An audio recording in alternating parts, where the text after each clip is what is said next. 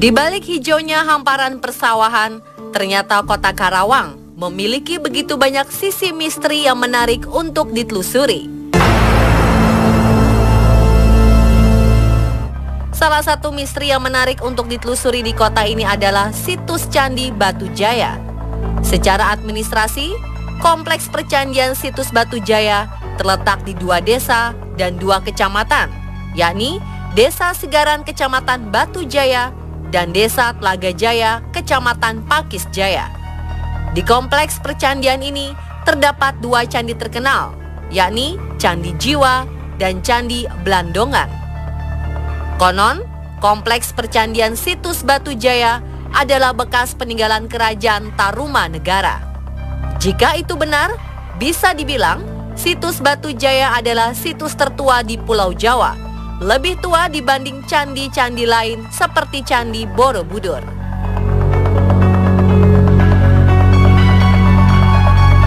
Bahkan kalau Candi Borobudur yang saya lihat di catatan sejarah itu abad 830-an. Kalau percandian Batu Jaya itu dari akhir prasejarah awal Hindu-Buddha berjalan sampai abad 5, bahkan sampai abad 7.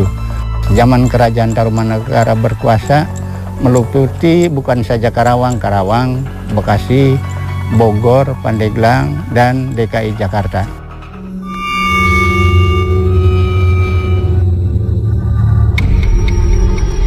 Kompleks situs Candi Batu Jaya pertama kali ditemukan pada 1984.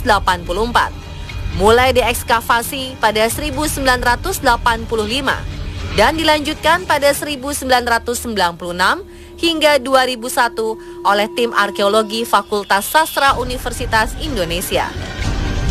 Pada proses pemugaran, para ilmuwan kemudian menemukan batu-batuan pembentuk candi dari fragmen tulang belulang manusia dan binatang, gerabah, serta kerang-kerang laut kuno.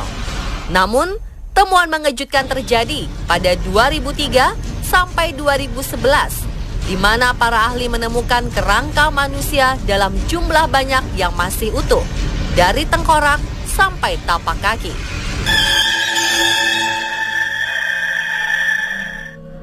Penemuan kerangka manusia ini tentu menimbulkan tanda tanya besar. Apakah di sekitar candi adalah pemakaman raja-raja atau bangsawan pada zaman Tarumanegara? Atau kerangka ini adalah persembahan untuk dewa sesuai kepercayaan tertentu? Juru kunci pelihara candi situs Batu Jaya tak bisa menyebutkan secara pasti. Namun menurut penuturannya, nama-nama di candi situs Batu Jaya memiliki kisah tersendiri. Bagaimana kisahnya? Sebuah candi yang terbuat dari batu bata berdiri kokoh di tengah-tengah hamparan sawah yang menghijau. Warga mengenal candi ini dengan nama Candi Jiwa. Seorang juru pelihara candi situs Batu Jaya, Pak Kaisin, menuturkan ada cerita tersendiri kenapa candi setinggi kira-kira 4 meter dari permukaan tanah ini dinamai Candi Jiwa. Konon, sebelum dipugar pada 1996, kawasan Candi Jiwa hanya berbentuk gundukan tanah atau unur.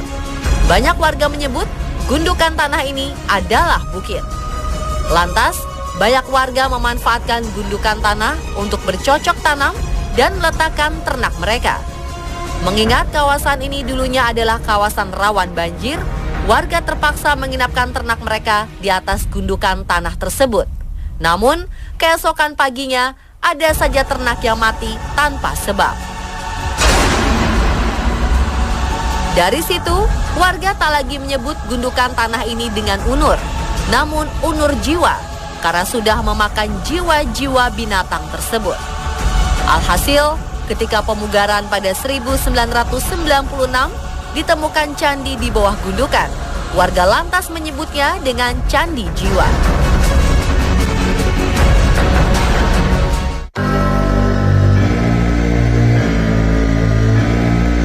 Berbeda dengan Candi Jiwa, nama Blandongan diambil dari dialek setempat yang identik dengan pendopo. Hal ini dikarenakan lokasi candi sering dijadikan tempat istirahat seusai mengembalakan ternak. Yang mencolok dari Candi Blandongan adalah desainnya yang unik dari batu berwarna merah. tak seperti batu di candi lainnya yang ada di Jawa. Candi Blandongan juga memiliki 4 jalan masuk berupa tangga di keempat sisi-sisinya dengan jumlah anak tangga 9. Selain rupa candi, di dalam Candi Blandongan juga ada sebuah penemuan benda bersejarah, di antaranya amulet dan gerabah bumi. Amulet adalah jimat yang ditanam seseorang saat seseorang mengunjungi suatu tempat. Bisa juga tanda seseorang memenuhi nazarnya atau sebagai penolak bala. Pak Kaisin juga menuturkan bahwa di Candi Blandongan banyak ditemukan kerangka-kerangka manusia. Bahkan beberapa kerangka ini ditemukan dalam keadaan masih menggunakan perhiasan, di antaranya berupa manik-manik dari tanah, kaca, dan batu.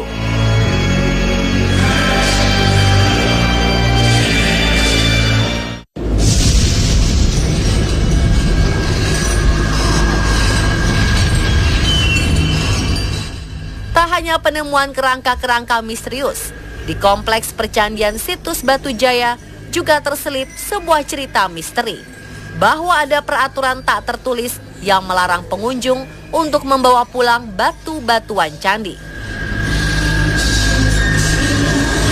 Pak Kaisin menuturkan, ada beberapa pengunjung yang tidak mengindahkan aturan tersebut. Mereka nekat membawa pulang batu candi untuk dijadikan jimat, penglaris, atau sarana untuk memajukan usahanya. Namun beberapa hari kemudian, pengunjung tersebut kembali lagi ke lokasi candi untuk mengembalikan batu, lantaran tidak tahan menghadapi gangguan-gangguan yang menghantuinya.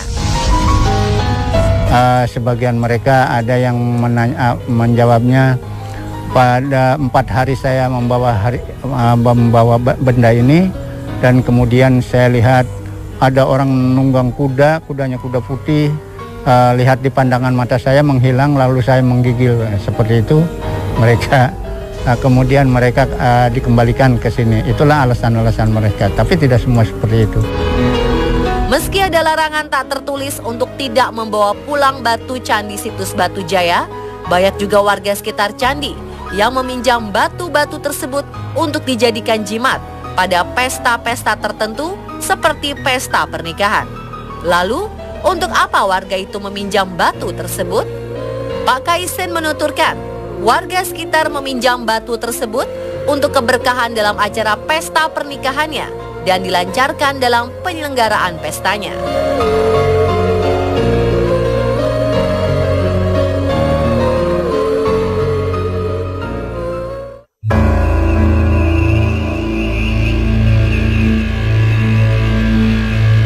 Selain mitos tentang larangan untuk membawa pulang batu dari kompleks percandian situs Batu Jaya, menurut penuturan warga setempat, di kompleks percandian situs Batu Jaya ada sosok misterius yang hingga kini tak bisa dijelaskan oleh akal sehat. Salah satunya adalah misteri sosok berjubah putih di Candi Jiwa. Menurut penuturan juru pelihara, tak ada yang tahu secara pasti siapakah makhluk gaib berjubah putih tersebut. Apakah ia masih ada hubungannya dengan kerajaan Tarumanegara atau tidak? Sedangkan di Candi Blandongan, juru pelihara Candi situs Batu Jaya menuturkan bahwa banyak para pekerja yang sering diganggu oleh sosok misterius berperawakan kakek-kakek.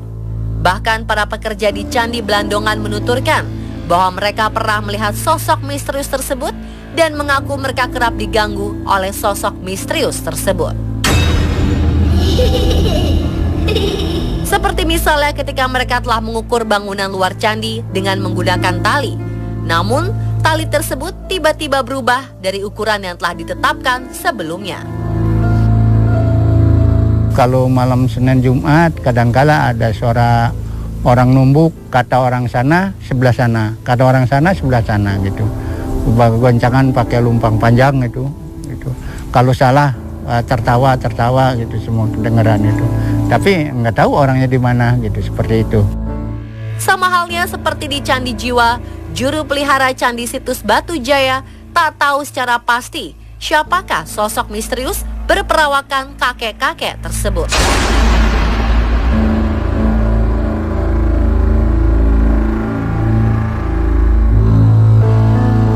Pemirsa, itulah akhir penelusuran tim On The Spot tentang misteri tersembunyi di kota Lumbung Padi.